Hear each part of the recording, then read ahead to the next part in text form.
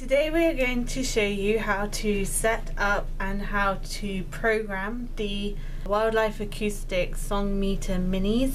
So this is the unit here. You have the microphone. Each of the units will have a label on it with a unique number. This is written here, and you can also find this on the side here. Okay, so let's take this cover off here. Insert our batteries.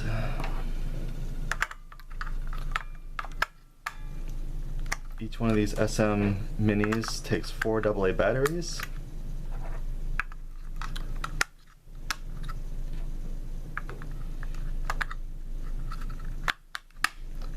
And then next, let's insert an SD card in here.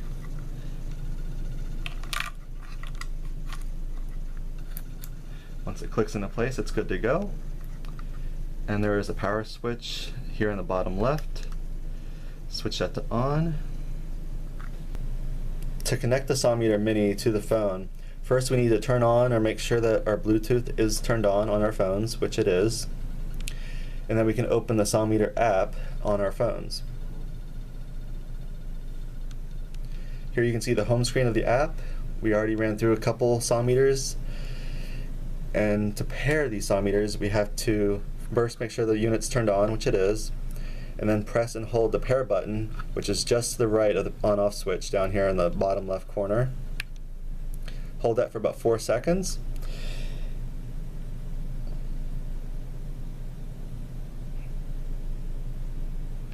And then after that, it should show up on the phone with a pair button.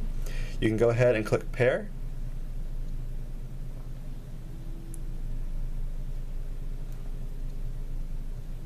Okay, so now that the phone is paired, we can click configure on our home page here.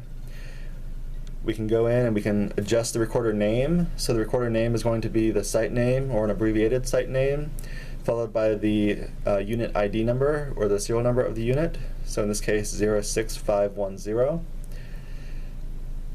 The recorder names have to be under 12 characters in length and can only contain letters, numbers, and hyphens in them.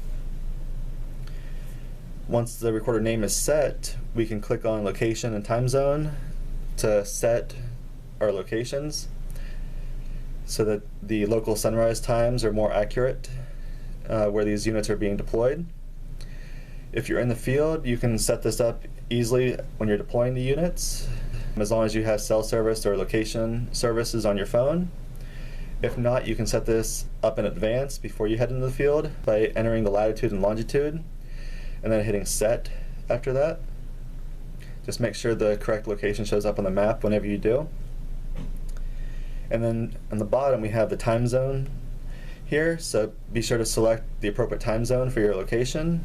Once you get this all squared away, you can click this back button up here in the top left, and then we are going to scroll down to program these units. So it says record birds and frogs for 24 hours a day.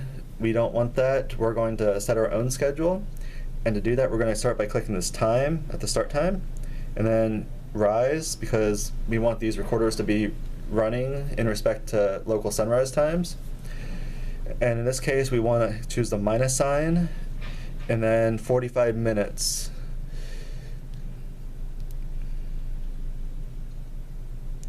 So this is going to start the recorder every day at 45 minutes before sunrise. And then we are going to end the recording in respect to sunrise, but this time plus 15 minutes. So basically what we have here is each recorder is going to run for 1 hour every single day. So once you get this schedule set, you can go to the top right and click save. And this can save the schedule so that you can easily program the next song meter. You can name this one whatever you'd like, as long as you remember which one it is for the next recorder. And click OK. And then for the next song meter, if you want, just open this page up and hit load, and you can select the schedule that you wanted. So right here is our schedule that we saved. And you can click load and say yes, and that'll load it onto the next song meter when you go to configure it. Click OK. And then click the back button. If you'd like, you can click the status button to check the song meter out. This will tell you how much storage is on the SD card, the temperature, your location, battery levels. It'll also tell you the current recorder's time, so you can double check that, and also the time when it's supposed to start recording next. So in this case, it's going to start recording at 6:32 tomorrow morning.